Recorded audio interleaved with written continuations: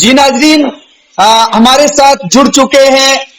P D P پیر Panchal incharge اور general secretary و advocate معروف خان صاحب، اور ہم جاننا چاہیں گے کہ اسٹیٹ لینڈ لا کو لے کر لوگوں میں جو بے چینی پائی جا رہی ہے، یہ سرکار کا کیسا فیصلہ اور لوگوں کو ہراس کرنے کا یہ کون سا طریقہ ہے، اس بارے وہ کیا کہتے ہیں۔ معروف صاحب، آپ کا ہمارے اس پروگرام میں خیر مقدم۔ شکریہ، بہت بہت شکریہ آپ کا رابطہ کرنے کے لیے۔ کیا کہنا چاہیں گے اس حوالے سے؟ دیکھیے، ہمارے لیے تو جو بھی فیصلہ مرکزی گورنمنٹ خاص طور پر 5 اگست 2019 کے بعد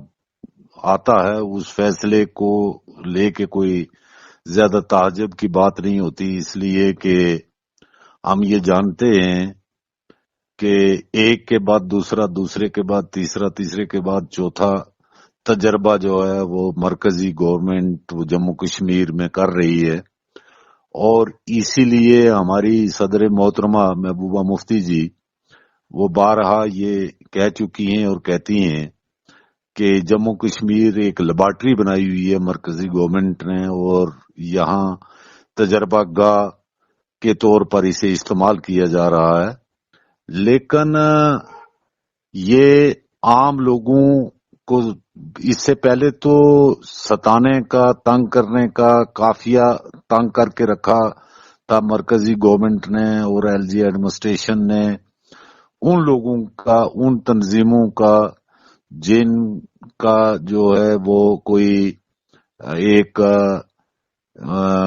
موقف تھا، ایک سٹینڈ تھا کہ جموں کشمیر کی جو حیثیت ہے، جموں کشمیر کی جو خصوصی حیثیت تھی اس کو کیوں ختم کیا گیا، ریاست کا درجہ کیوں کم کیا گیا۔ تو اس طرح مختلف جماعتیں، چاہے وہ پیپلز ڈیموکریٹک پارٹی ہو، چاہے نیشنل کانفرنس ہو، چاہے کوئی دوسری سیکولر جماعت ہو، ان کے ساتھ ایکٹیو کام کرنے والے لوگوں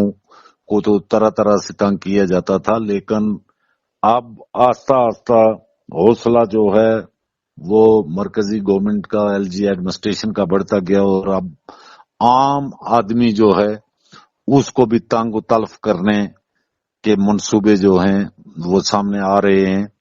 اسی کی کڑی کے طور پر پہلے ایک طرف بڑا ناچ ناچ کے بھارتیہ جنتا پارٹی کے زعما کہتے ہیں جی ہم نے گجر بکروال لوگوں کو فارسٹ رائٹس ایکٹ دیے ہیں، جبکہ ان کے جو ہے وہ گھر اجاڑے جا رہے ہیں، ان کو بے دخل کیا جا رہا ہے، انہیں طرح طرح کی مصیبتوں میں ڈالا جا رہا ہے۔ تو فارسٹ والوں کی وہ جو تاناشاہی تھی اس سے ابھی لوگ باہر نہیں آئے تھے، اور ساتھ میں اسٹیٹ لینڈ کو لے کے ایک نیا فرمان جو ہے وہ جموں کشمیر کی چیف سیکرٹری نے جاری کر دیا۔ حالانکہ ہونا یہ چاہیے تھا کہ جموں کشمیر کی حیثیت ہندوستان کی باقی ریاستیں، چاہے وہ 47 سے پہلے تھی یا اس کے بعد تھیں، ان کی حیثیت اور جموں کشمیر ریاست کی حیثیت بالکل جو ہے وہ مختلف ہے۔ یہ ریاست جو ہے یہ مہاراجا کی بینامہ لی ہوئی ریاست تھی، اور یہ مہاراجا نے اپنی رعایا کی سہولیات کے لیے کچھ قانون بنائے تھے جن کو بھی ختم کیا گیا، اور اس ریاست میں میرا اپنا ذاتی جہاں تک اندازہ ہے کہ 80% لوگ جو ہیں وہ اسٹیٹ لینڈ پر ہی اپنا گزروکات کرتے تھے۔ معروف صاحب، آپ کو کیا لگتا ہے پی ڈی پی اس معاملے پہ خاموش ہے؟ کیا پی ڈی پی نے سلینڈر کر دیا ہے بی جے پی کے سامنے؟ نہیں، پی ڈی پی نے نہ کبھی سرنڈر کیا ہے، نہ آج کر رہی ہے، نہ آئندہ کرے گی۔ اگر آپ نے سنا ہو تو سب سے پہلے جس دن یہ لسٹ نکلی اس کے دوسرے دن ہی میں کوئی 20 ایڈوکیٹس کے وفد کے ساتھ ڈپٹی کمشنر صاحب پونڈ سے ملاقات کر کے ان کو اپنی ریزرویشنز، ہمارا جو سٹینڈ ہے، جو ریزنٹمنٹ ہے، وہ ہم نے کنوے کی اور ان کے ذریعہ ایل جی ایڈمنسٹریشن کو اپنی بات جو ہے وہ پہنچائی اور بڑے صاف لفظوں میں کہا کہ اگر اس قسم کے بے زبان، بے باس، بے کس لوگ جنہوں نے ساری زندگی کی پونجی لگا کے، اپنا خون پسینہ لگا کے، اپنے بچوں کے اور اپنی ہڈیاں نچوڑ کے تو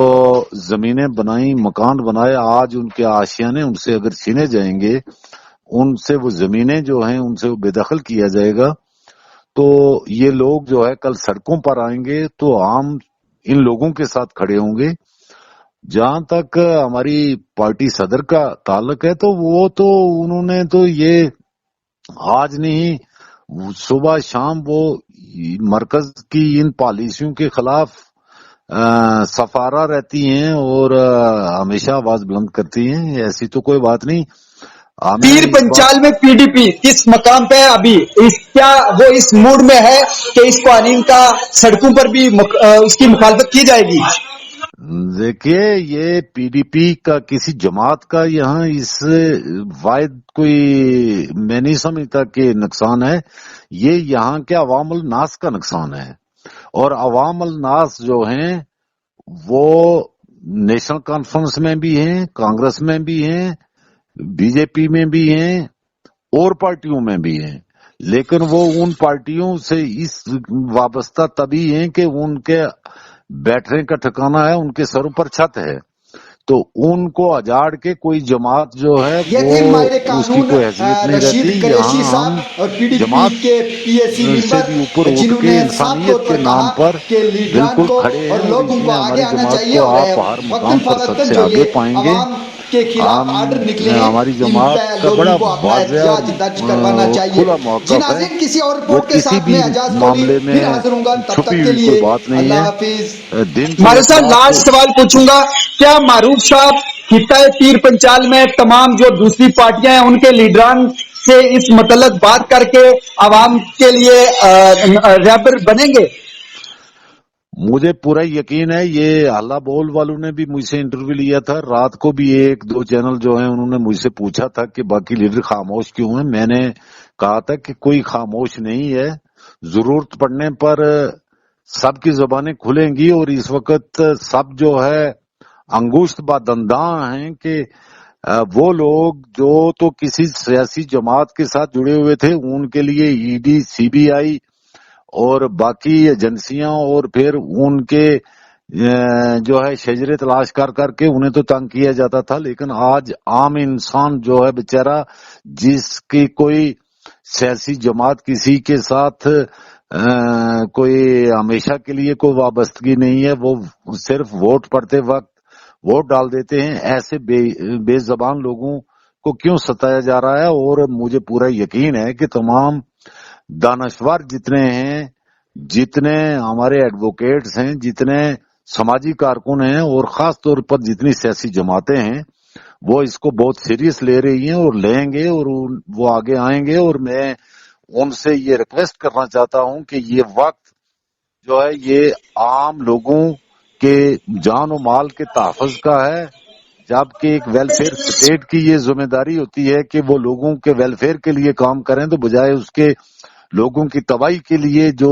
منصوبے ہیں ان کو ناکام بنانے کے لیے، ان کا مقابلہ کرنے کے لیے عوام میں جو بے چینی ہے، آپ عوام کو کیا میسج دینا چاہیں گے کہ ایسی صورت میں کیا کریں؟ دیکھیے، عوام کو میں یہ پیغام دینا چاہتا ہوں کہ آپ اس ظلم کی چکی میں اکیلے نہیں ہیں، اس میں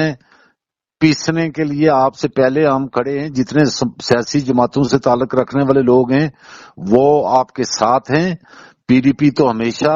مظلوم کی آواز بن کے وہ سامنے آتی ہے اور سامنے ہے۔ بہت بہت شکریہ، بہت بہت شکریہ۔ ہمارے پاس چلو وقت اتنا تھا، معروف خان صاحب نے بے باکی سے عوام کو یہ پیغام دیا کہ اس ظلم کی چکی میں آپ کو اکیلے پٹنے نہیں دیا جائے گا، ہم ہمیشہ آپ کے ساتھ کھڑے ہیں، اور پی ڈی پی جماعت بھی ہمیشہ عوام کے ساتھ کھڑی رہے گی۔ جی ناظرین، میں کسی اور پروگرام کے ساتھ